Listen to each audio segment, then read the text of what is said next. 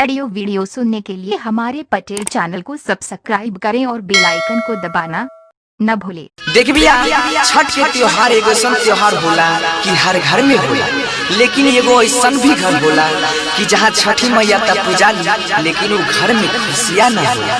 ताई भजन के माध्यम से सुनी जाए।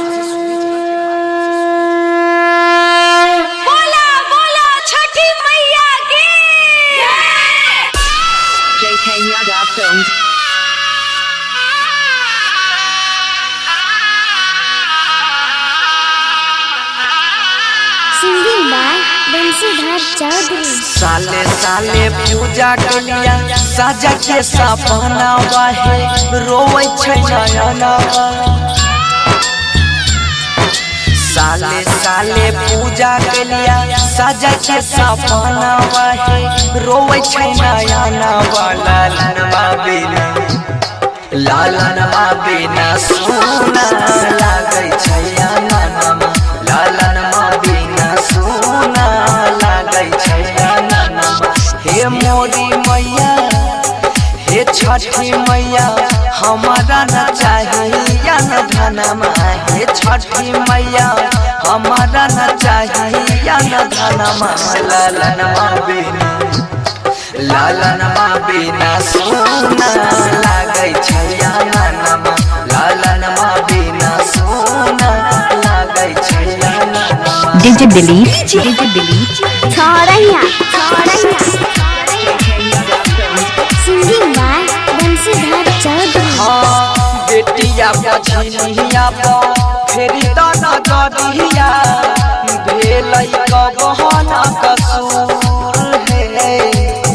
मन सब पुराइदा हमर हे छठी मैया, सुपवा चढ़ाई बाजर तो कहिया मैया पुरतै मोरा हया जमानमा। तो कहिया हे मैया पुरतै मोरा हया जमानमा।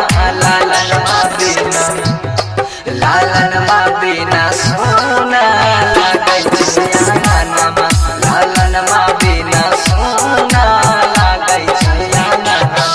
डीजे दिलीप छोड़ैया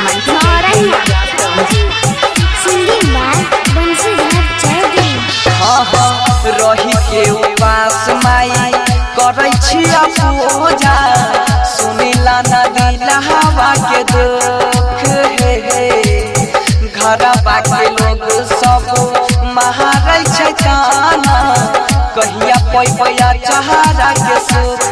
ता सोनू सिंह बनसी के मनिला कहनमा, ता सोनू सिंह बनसी के मनिला कहनमा।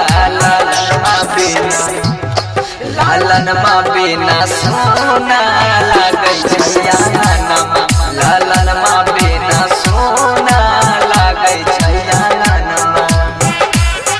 डीजे दिलीप छोड़ैया